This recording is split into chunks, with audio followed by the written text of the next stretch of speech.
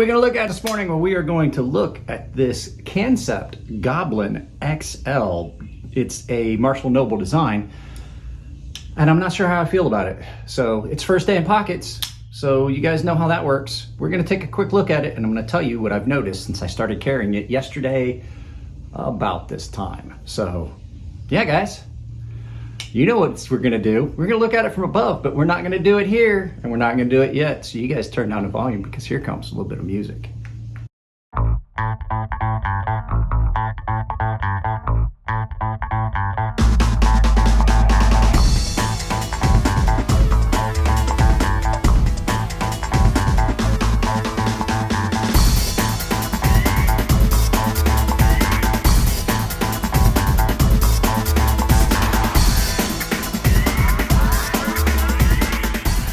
Guys, we are going to take a quick look, first day in pockets, of this Kansept Goblin XL. Now, I never saw the regular Goblin, so I don't have a basis. I don't know if it was a different size, shape, any change in configuration, because sometimes when you XL something, or sometimes when you take something from a large version to a mini version, you get some inconsistencies. So let's start off, and I'll tell you the things I've noticed. This is a relatively large knife, which not typically is a showstopper for me, but it's got some things going that I'm not sure if it's stuff that I'm just gonna have to get used to or what, but you can see it's got a real unique shape, or sort of, but it's got this really large aperture here, which I'm a fan of. I like that because I have, since it is a front flipper, which I don't really like a front flipper first of all, and then in a large version like this, not a fan. Can't really get it comfortably deployed, but what they've done is they've allowed me a large aperture. Now, this is a big knife, but it's lacking a couple things that I would want. Like, first of all, that's kind of a hot spot.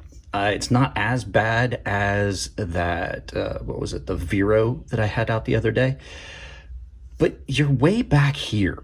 Like way back here, and for something I would want to be able to do some detail cutting on this, I really don't find a comfortable grip so far. So I don't know how that's going to pan out. The action on it is great, but it just feels a little weird in hand. I'm not sure how that's going to work out. Not a real big fan of the pocket clip, although it's not horrible. I've definitely had worse. This is done in a fashion that I like. There's nothing here that's going to grab the material. So you guys have heard me talk about that in the last few videos. I've had some knives recently that have come in that I really liked, but they have this issue where they're cut out for the lock bar, where they tension it, where they thin that material so they can bend it over, get the spring tension on it. It's on the outside, and it's not done well. It hasn't been done well in a fashion on those knives where stuff doesn't get caught. Nice, smooth, clean scale on this, on that lock scale, so you're not catching material. And the pocket clip, so let's see if you can hear it. Tension on it. It is, I'm not gonna lie, really good in and out of pocket. The problem I have with it is it's not so much that it's too tall or anything like it. It just feels weird because it's really broad. But I also have to say it doesn't feel hot spotty. So the cutting I have done with it, which hasn't been substantial, it's okay as far as cutting, but a broad blade like this, I would have thought they would have been able to get this down a little thinner. It's got kind of a thick behind the blade, behind the edge profile on it. It's not super thick, but it's also not as thin as they definitely could have with such a broad blade. The broader the blade, the more time you have to transition, the thinner you can get it behind the edge. In comparison, this knife is way thinner behind the edge, and it's not as broad, and the grind itself is not as wide. So, you know, you've got less distance from here to the origin of the grind on this one than there is on this one, and yet this one is still thinner. So that's one of the things that, like, I'm not 100% sure how I feel about it. It does have kind of a downswept feel to it. It does cut, it addresses the cut well, but I have caught stuff in this choil. This is one of those times where a lot of people that like, oh, see, there you go, your choil catches stuff. This is one of those times where I kind of agree that this choil here it does catch on stuff, but that's only because I really don't have a forward choil to get into. You can kind of use this like a choil. Typically when I have a knife that has a choil, I'm not this far back, and therefore I'm starting my cut further back. It just feels like there's a lot of unused space on this knife. And I think one of the biggest things that I find problematic is the blade to handle ratio. Like, just look at it. It looks out of sorts. I like a better 1-to-1 blade to handle ratio. But let's talk about some of the other stuff here. It is attractively done. The anodizing on this was really well done, and it does have a lanyard spot that's on the back. And like I said, this is first impressions. So these are that first day of carry, just the things that I've noticed. I haven't looked up any specs on it. It is in S35VN, so I imagine it's going to sharpen up nicely. The factory edge on it's not horrible. It's not a bad edge. I did touch it ever so slightly on a ceramic rod just to give it the best of the benefit. So like I said, Marshall Noble design. Now I want to do a side-by-side comparison and show you, like, this I find a little uncomfortable, but I have a knife that's really similar to it in a lot of aspects. And I know typically I don't do comparisons first day in pocket, but I couldn't help but compare it to a knife that is very, very similar. Size, shape, blade configuration. But this one is just a little bit better. I don't feel I have a lot of those issues. Pocket clip on this one is a little taller, but this is that Artisan Cutlery Mastiff. And if you look, you're looking at pretty much the same blade shape, pretty much the same handle configuration and size, but this one's a little bit more comfortable. This feels kind of, it feels like there's so much handle there. If you look, like, see how I'm up in there and I've got 4 full fingers on this. This one, this space was underutilized, and so you're clear back here, and I'm not a full 4 fingers on this. I'm like 3.5. For a big knife like this, which basically handle is the same size, they've underutilized a lot of this material. And I think that's my big thing with it so far, is I feel like I'm really far away from the blade when I'm doing any work. The further you are back from your edge and the origin of your edge, the less control you have. Knives that are typically, I do have to say, I have some knives that have a really poor blade to handle ratio, big handle, small blade. But what you get with that is you're way up on the work and you have much more control. And I'm not feeling that with this so far.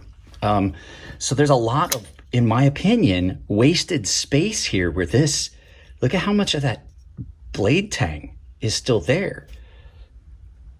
Way more. See what I'm saying? Like, when you look at the origin of the edge, you've got 1/4 of an inch, almost 1/2 an inch of material on this that you don't have on that one, that could have easily been compensated for, just not made that so long. And then jimping's not bad, and it's in a good position for where the handle is built, but still not just a real big fan. It doesn't really have any hot spots to speak of, though. I mean, like I said, it's got that weird pocket clip. Let's get this one out of the way. It's got that weird pocket clip. Oops. It's got that weird pocket clip, but it's not uncomfortable. It's not a horrible, uncomfortable pocket clip, but it does do something weird. I want to mention this. So when you get it in the material, if you look, that pocket clip's not straight. So when your knife sits, your knife can't. So when you put it in your pocket, when this is flat across and touching the material, it's at a weird angle. And so it feels weird in pocket, and it takes up more pocket space that way. So yeah, there's just a couple things about it. I'm not 100% sure. I'll let you guys know further. It might get thrown into something. I'm not 100% up sure about it, but this is the other thing that I was going to mention.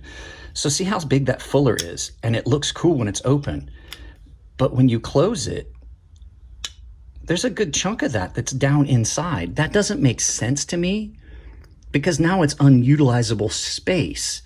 If it's a matter of lightening or if it's just an aesthetic thing, I can kind of see it, but you didn't need to make the aperture that big if, when it's closed, a lot of that's underneath and inside the scales.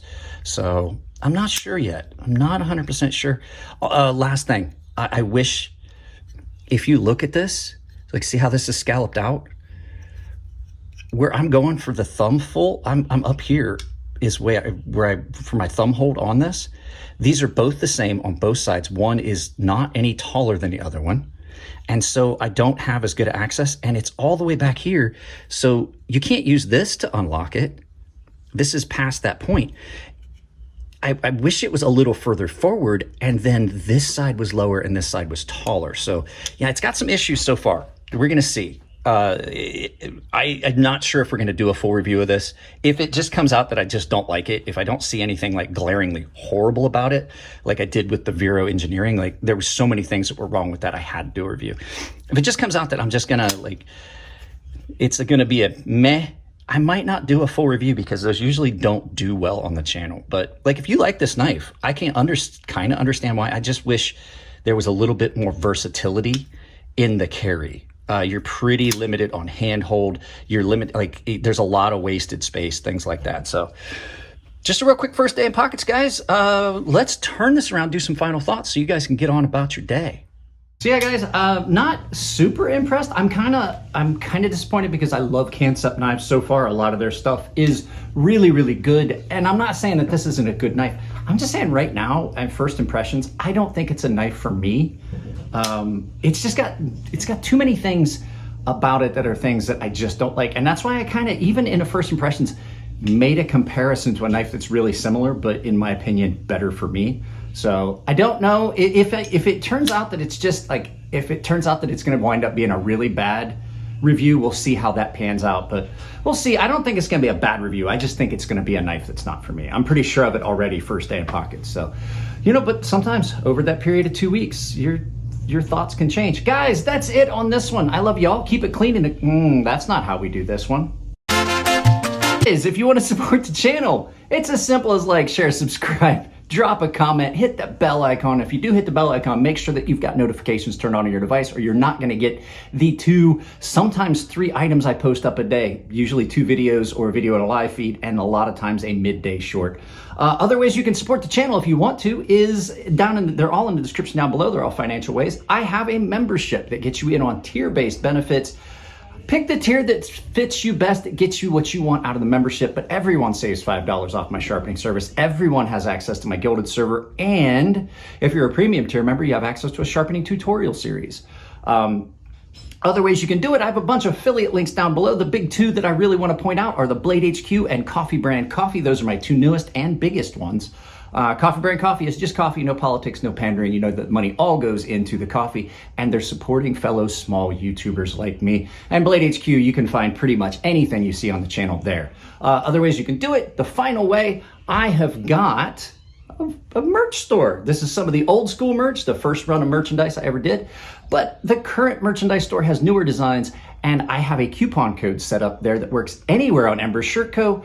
And that coupon code is CrazySharp, all one word, capital C, capital S, CrazySharp. Saves you 10% at checkout. And if you send me pictures of you wearing my merchandise, I will put them in a video. Guys, that's it on this one. I love y'all. Keep it clean in the comment section. If it's your birthday, happy birthday. And I will see you all in the next video.